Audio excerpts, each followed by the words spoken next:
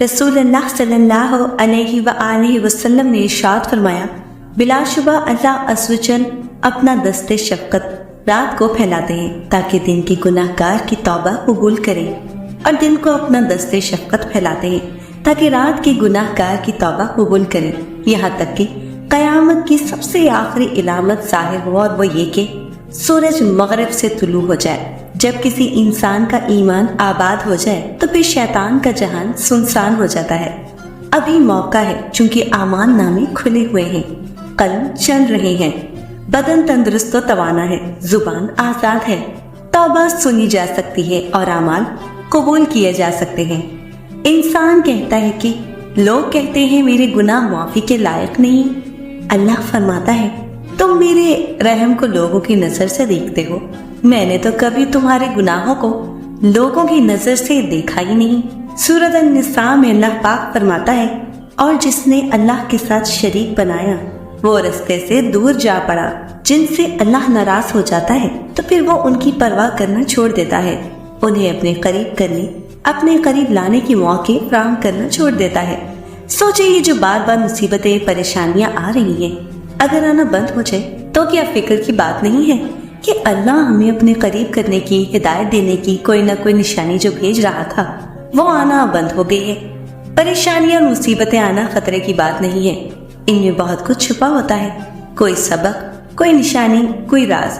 خطرے کی بات تو یہ ہے کہ اللہ آپ سے تعلق توڑ لے، خطرے کی بات تو یہ ہے کہ وہ آپ کو دنیا میں گم ہونے دے، خطرے کی بات تو یہ ہے کہ کبھی کوئی پریشانی ہی نہ آئے اور یوں بالآخر آپ اللہ سے تعلق کو اہم ہی نہ سمجھیں۔ خطرے کی بات تو یہ ہے کہ آپ اپنے حقیقی وجود، اپنی روح کو بھول بیٹھیں اور اس کی نشوونما کی پرواہ کرنا چھوڑ دیں۔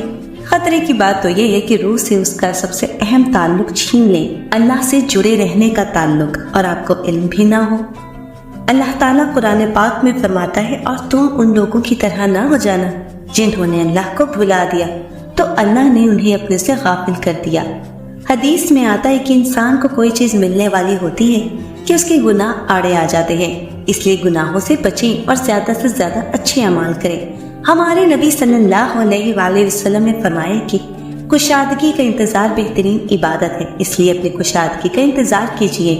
بے اولادی، اولاد کی معذوری یا بیماری یا اولاد کا ہوکن مر جانا، یہ سب کوئی قرض نہیں ہے، یہ تو انبیاء کی آزمائش تھی، یہ بڑے لوگوں کی آزمائش ہوتی ہے۔ آپ خوش قسمت ہیں، ہو سکتا ہے روز قیامت آپ کو کشادگی کے انتظار میں گزارے یہ ماہ اور سال بہت قیمتی لگے، کیونکہ یہ وقت آپ کو وہ دے جائے گا جو اور کوئی نہیں دے سکتا۔ روزہ دونوں طرح سے ظاہری اور باطنی طور پر اللہ تعالیٰ کی خوشنودی اور رضامندی کا باعث ہے، اس لیے روزے کا فلسفہ قرآن مجید میں تقویٰ بتایا گیا ہے۔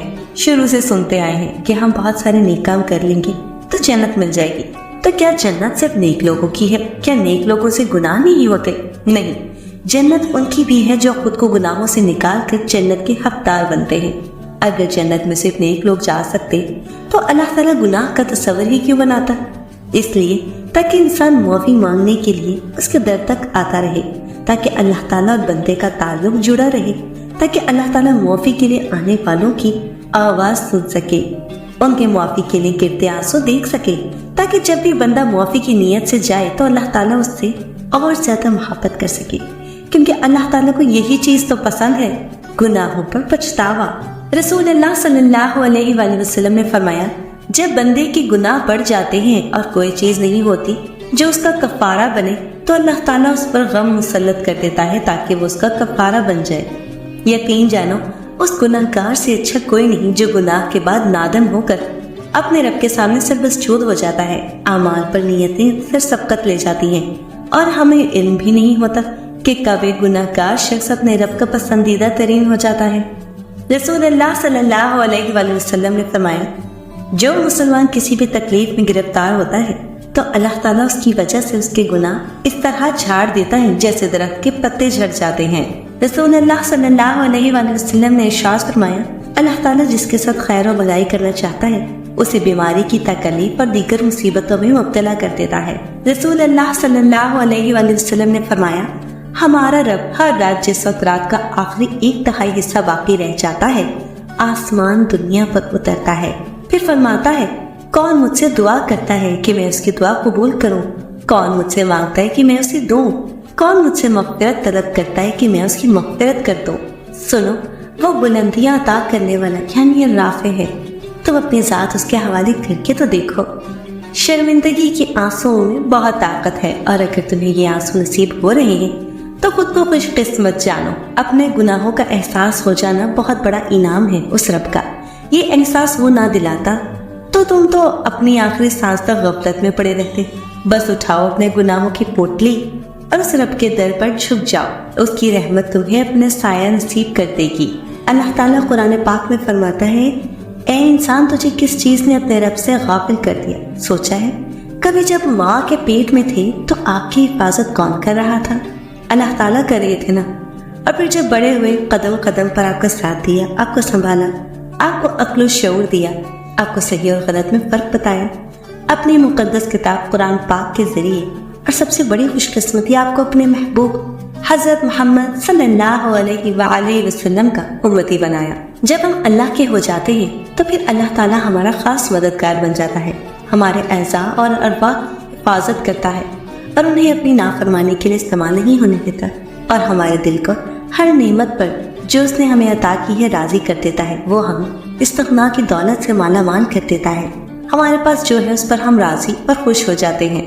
اللہ کے ہو کر تو دیکھو، ہم نے بس کوشش کرنی ہے اللہ کی ہر بات ماننے کی، کوشش کرنی ہے صبر کرنے کی، کوشش کرنی ہے گناہ سے بچنے کی، کوشش کرنی ہے غصہ ضبط کرنے کی، کوشش کرنی ہے زبان، کان اور آنکھوں کی حفاظت کی، کوشش کرنی ہے دل کی سلامتی کی، کوشش کرنی ہے مثبت رہنے کی۔ ہمارے بس میں صرف کوشش ہی تو ہے، اس سے زیادہ اللہ نے ہم سے ڈیمانڈ بھی کیا کی؟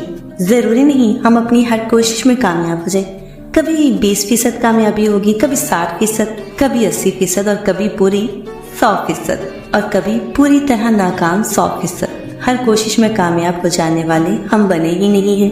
اللہ نے ہم سے پرفیکشن مانگی بھی نہیں ہے، اللہ ہماری کوششیں دیکھ رہے ہیں بس کہ ہم کوشش بھی کرتے ہیں یا جیسے ہیں ویسے ہی رہتے ہیں۔ اللہ فرماتے ہیں، نہیں ہے انسان کے لیے مگر وہ جس کی وہ کوشش کرے، مسلسل کوشش کرتے رہنا، گر کر پھر اٹھتے رہنا، ہار کر پھر سے ہمت کرتے رہنا، کوششوں کے 100% نتائج نہ آنے کے باوجود بھی اللہ کی اطاعت کی صحیح میں لگے رہنا، یہ یقین رکھتے ہوئے کہ اللہ میری کوششیں دیکھ رہے ہیں، اللہ میرا تھکنا دیکھ رہا ہے، اور کیا پتا تمہارا ایک سجدہ تمہارا دل پلٹ دے، اور کیا پتا تمہارا ایک آنسو تمہیں اللہ سے ملا دے۔ جب انسان ایماندار ہو جائے تو ماضی کے گناہوں پہ اسے کوئی نہیں پکڑ سکتا۔ اللہ تعالیٰ ایسے انسان کا خود پردہ رکھتا ہے، اور جو 3 دفعہ جہنم سے پناہ مانگتے ہوئے یہ کہتا ہے، اے اللہ مجھے جہنم کی آگ سے پناہ دے، تو جہنم کہتی ہے، اے اللہ اسے جہنم سے نجات دے۔